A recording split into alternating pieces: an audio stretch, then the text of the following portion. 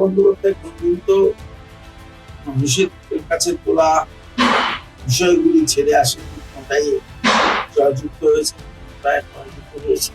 আমার jail jail প্রশাসন সম্পর্কে এক বিন্দুও কোনো অভিযোগ নেই। এই যে লোক বাছাই করে বাদ দেওয়ার চেষ্টা, এটা নির্বাচন কমিশনের কাজ কখনোই হয়নি। আমি মমতা বন্দ্যোপাধ্যায়ের হাত ছাড়িনি, উনি আমার হাত ছেড়েছেন কিনা এটা উনি বলবেন। আমি মানে আপনি এক শ্রেণীর সংবাদ মাধ্যম যেভাবে আমাকে চিহ্নিত করেছে, আমার এগুলো কাজ করে না। আমি এখনো মনে করি দল যা মনে করে দল তাই করে। মমতা বন্দ্যোপাধ্যায়ের নেতৃত্বে তৃণমূল কংগ্রেস অনেকটাই অন্য দলের থেকে। নমস্কার, আইজ অন বেঙ্গলের পর্দায় আপনাদের সকলকে স্বাগত জানাই। আমাদের প্রথম আজকের যে সাক্ষাৎকার আমাদের চ্যানেলের, আপনাদের নাম বলে আর সময় নষ্ট করবো না, আপনারা সকলেই চেনেন বঙ্গ রাজনীতির অন্যতম রাজনৈতিক ব্যক্তিত্ব, পশ্চিমবঙ্গের প্রাক্তন মন্ত্রী, তৃণমূল কংগ্রেসের মহাসচিব এবং অন্যান্য একাধিক পদ অলঙ্কিত করেছেন শ্রী পার্থ চট্টোপাধ্যায়। তোমাকে আমাদের চ্যানেলের পক্ষ থেকে আমাদের অসংখ্য ধন্যবাদ। প্রথমেই তোমার কাছে চলে যাবো, কেমন আছো, শরীর কেমন আছে? সম্পূর্ণ তো হাত এখনো চলছে না, শিল ভাঙতে পারছি না। দীর্ঘদিন অনভ্যাস, অভ্যাস আনতে যেটুকু টাইম লাগে তাই।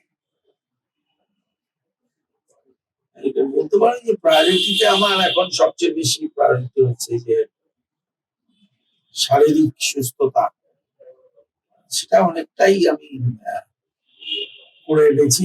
মাস দেড় দুয়েক লাগবে হয়তো আচ্ছা ঠিক হতে। তারপর মস্তিষ্ক চলছে, কিন্তু শারীরিক উপস্থিতি জনমানসে বা বেহালার আমার কেন্দ্রে নিশ্চয়ই আরো করতে পারবো। আমরা দেখলাম কদিন আগে যে তুমি গেলে বেহালা পশ্চিম, যেটা তোমার মানে পার্থ চট্টোপাধ্যায় এবং বেহালা পশ্চিম অঙ্গাঙ্গিক ভাবে মানে সমার্থক বলতে পারে। তো কদিন আগে গাড়ি করে ঘুরলে, ভাবতে তো পারিনি। অনেক লোক আমরা দেখলাম যে গাড়িতে এসে জানলা দিয়ে কথা বলছে, অনেকে সাক্ষাৎ করছে যে কেমন আছেন, মানে তোমার শরীর নিয়ে তারা কনসার্ন, কতটা ভালো আছো। তো সেটা দেখে কতটা নিজেকে মনে হচ্ছে না আবার নিজের না, আমি না কোনোদিনই ভাবিনি যে বেহালার মানুষ এই এক শ্রেণীর সংবাদ মাধ্যম যেভাবে আমাকে চিত্রিত করেছে, করে যাচ্ছে, শুভানুধ্যায়ী বেশে এসে শত্রুর ভূমিকা পালন করছে, তাদের মোকাবিলা তো মানুষের কাছে গিয়ে করতে হবে। সেই কাজটা করবার চেষ্টা করছি। নানাবিধ আইনি জটিলতা তৈরি করে রেখেছে, তার মোকাবিলা করছি, এই আর কি। মস্তিষ্ক ঠিক আছে। আমরা জানি তুমি একটা সময় কর্পোরেট জগতের একটা স্তম্ভ, মানে একটা বড় কোম্পানির স্বয়ং, আমরা অনেকে হয়তো জানি না আপনার সহধর্মিনী সেই একসঙ্গেই আপনারা কর্মরত ছিলেন। তো সেই কর্মজীবন এবং ব্যক্তিগত জীবন এখন রাজনীতির থেকে একটু কিছুটা দূরে, বা এখনো রাজনীতির সেই জায়গাটা এখনো তুমি নামোনি। কি মনে হচ্ছে যে সেই কর্মজীবনটা, অ্যাক্টিভিটি, এই সময়, এই এখন বাজে 12টা প্রায় 15-20, এই সময় হয়তো তুমি কখনো নবান্ন বা কখনো রাইটার্স, যখন প্রথম শিল্প, কখনো নন্দীগ্রাম, কখনো শিমুল, কখনো খুন হয়েছে, মারা গেছে, তার ছুটে যাওয়া করেছে। আর এগুলো না করলে কি রাতারাতি কেউ আসতে পারে? দল এখনো পর্যন্ত প্রার্থী তালিকা ঘোষণা করেনি, মানে তৃণমূল কংগ্রেস 2026-এর নির্বাচন আমরা জানি, প্রার্থী তালিকা হয়তো খুব শিগগিরই করবে। তো তুমি দলের মানে একটা দিকে 2022-এর পর থেকে সবকিছু, একটা দিকে 2000 সাল থেকে বা 2002-এর পর থেকে যখন থেকে তুমি রাজনীতিতে নেমেছো, তো তারপরে 2001 থেকে আমরা জানি, মানে যেটুখানি আমি জেনেছি হয়তো আমি নাম বললে পঙ্কজ বন্দ্যোপাধ্যায়, বাঙালিরা এর নাম বললে তো হবে। কালীগঞ্জে বাস করি, থাকি, পঙ্কজদাকে নেতা মানেনি এরকম দু কয়েক লোক হয়তো পাওয়া যাবে, কিন্তু সবাই মঞ্জু দা বা পঙ্কজদাকে। তোমাকেও কাতু বলে ডাকতো, হ্যাঁ, মানে একদম মানে আপনার মা ওনাই কাতু বলে ডাকতো, সেই কথাটা সবসময় উনি বলতো যে মঞ্জুদার কাছে গেলে ঘুমিয়ে যেতাম, জিনিয়ে যেতাম, বুদ্ধি দিতাম, পরিষদীয় রাজনীতি শিখতাম, তার সঙ্গে অনেক জায়গায় যেতাম। কোথাও একটা মনে হচ্ছে না যে 2006-এর পরে পঙ্কজ বন্দ্যোপাধ্যায় রাজনীতি থেকে অব্যাহত নিয়েছিল, মানে তিনি কোনো দলেই যাননি, তার অভিমান হোক ব্যক্তিগত সেটা তার অন্তরেই রয়ে গেছে, কখনো তিনি জনপ্রণবের সামনে আনেননি। কিন্তু তারই হয়তো একটা সময় তিনি আপনাকে খুব স্নেহ করতেন, ভালোবাসতেন, তারই রাস্তায় আপনাকে আমরা মনে হচ্ছে না যে আপনি কোথাও একটা পঙ্কজ বন্দ্যোপাধ্যায়ের মতন নীরবে, মানে কষ্ট বেদনা অনেক কিছু খুব মনে জমে রয়েছে, কিন্তু প্রকাশ করতে পারছেন না বা বলার সেই সময় মানসিকতা এখন আপনার নেই। পঙ্কজদা খালি বলতো আমি বরিশালের ছেলে, কিন্তু বুঝলি এটা মনে রাখবি যে আমি কোথাও আত্মসমর্পণ করি। আমার মনে হয় ওই শিক্ষাটা আমার মধ্যেও কিছুটা ইনভাইট করেছে। মানে কোথাও পঙ্কজ বন্দ্যোপাধ্যায় আপনাকে ছাপ খাইয়েছে আপনার জীবন এবং পঙ্কজ বন্দ্যোপাধ্যায়। নিশ্চয় পরিষদীয় রাজনীতি, স্থানীয় রাজনীতিতে আপনারা দুজনেই বিরোধী দলনেতা ছিলেন এবং তৃণমূলের দুজনই প্রথম, এবং প্রথম পঙ্কজ বন্দ্যোপাধ্যায়, দ্বিতীয় পার্থ চট্টোপাধ্যায়। শিখেছি তো অনেক কিছুই না, অনেক শিখেছি পঙ্কজদার।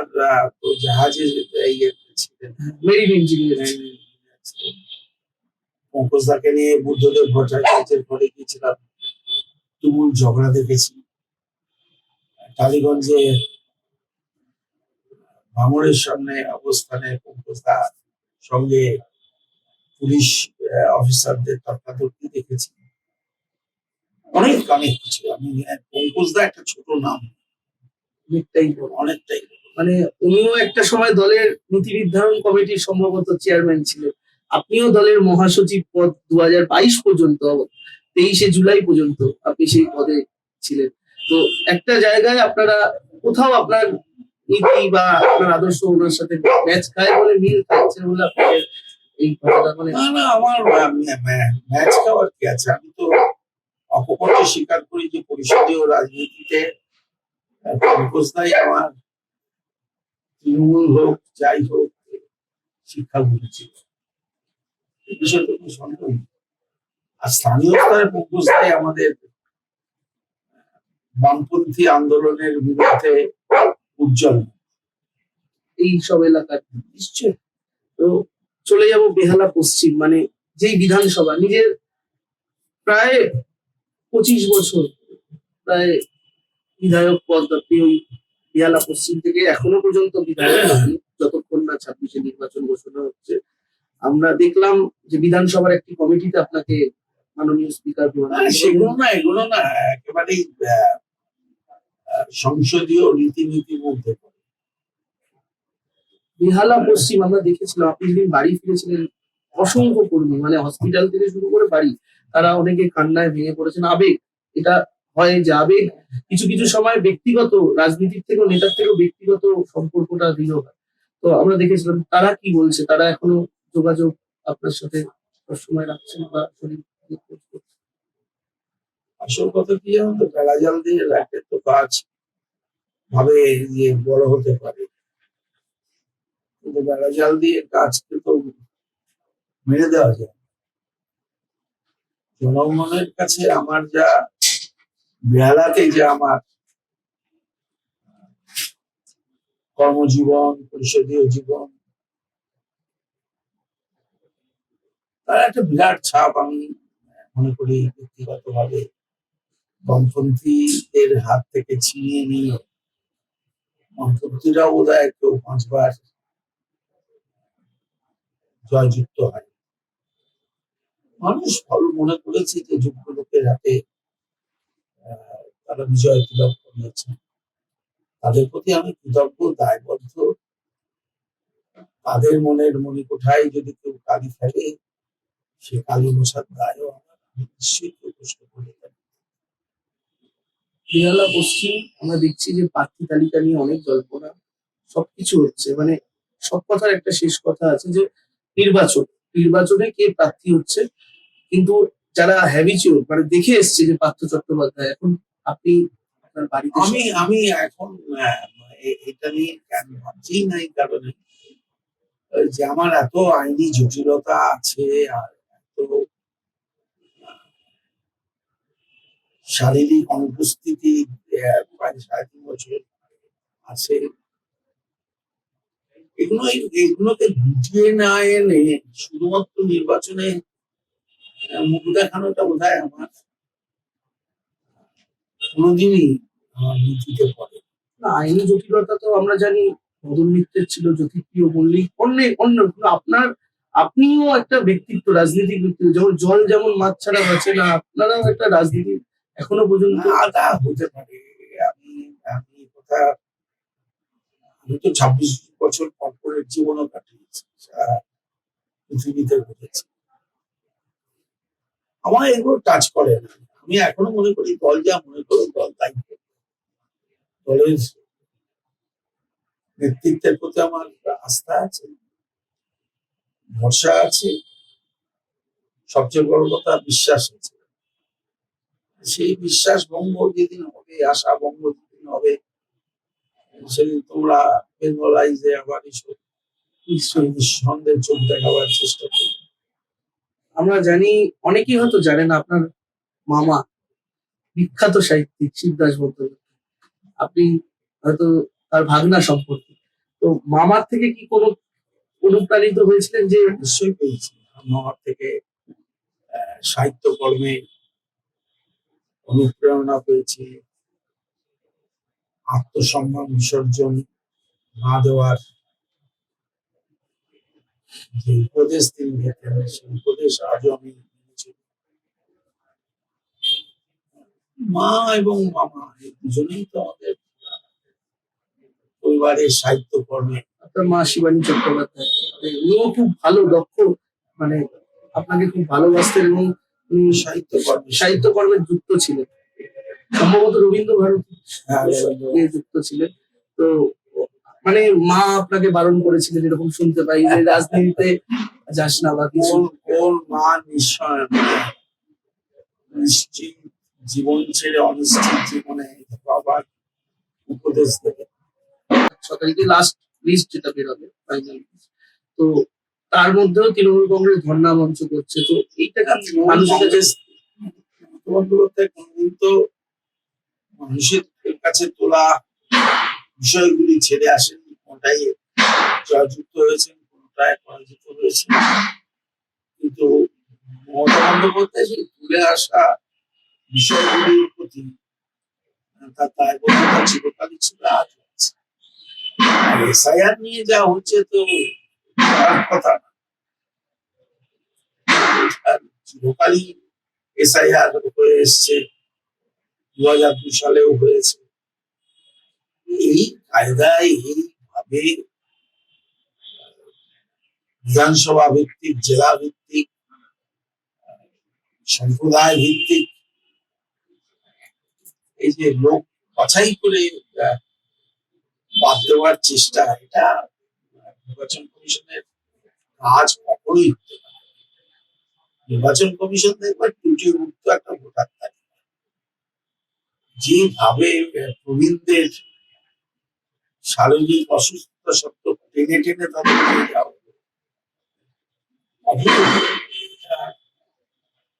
আমার মনে হয় না যে কোনো গণতান্ত্রিক বুদ্ধি সম্পন্ন মানুষ তাকে সমর্থন করতে পারে। দেখলাম আমরা গত পরশুদিন রাজ্যসভার 4 সাংসদ ঘোষণা মানে প্রতিনিধি পাঠাচ্ছেন, কোয়েল মল্লিক, সর্বোচ্চ যেটা রাজীব কুমার, তিনি অবসর নিলেন তার কর্মজীবন দিয়ে, তারপরে তিনি মমতা বন্দ্যোপাধ্যায় তাকে রাজ্যসভায় পাঠাচ্ছেন। আমরা এর আগেও দেখেছি স্বপন সাধন বসু, এরকম অনেক অরাজনৈতিক ব্যক্তিত্ব যারা কোনো না কোনো জগতের সঙ্গে যুক্ত ছিলেন, তাদেরকে সাংসদ করেছেন। আমরা এবার দেখছি কোয়েল মল্লিক সহ রাজীব, তিনি একজন টাকাবুকো অফিসার ছিলেন আপনাদের। আমি খুব খুশি রাজীব কুমার সম্মানিত পাচ্ছেন, অত্যন্ত প্রতিভা সম্পন্ন, আইটি নলেজ আছে, ইঞ্জিনিয়ারিং আছে, সাংঘাতিক ভালো ব্যাকগ্রাউন্ড। আমি যখন আইটি মিনিস্টার ছিলাম তখন উনি আমার প্রিন্সিপাল সেক্রেটারি কাছ থেকে শুধুমাত্র কলকাতার সিপি হিসেবে কাছ থেকে দেখি, তাকে প্রিন্সিপাল সেক্রেটারি হিসেবে আপনার দপ্তর আমার দপ্তরে দেখেছি। অত্যন্ত একজন প্রাক্তন অফিসার, আমার যোগ্য মানুষকেই যোগ্যতার স্বীকৃতি দিয়েছে।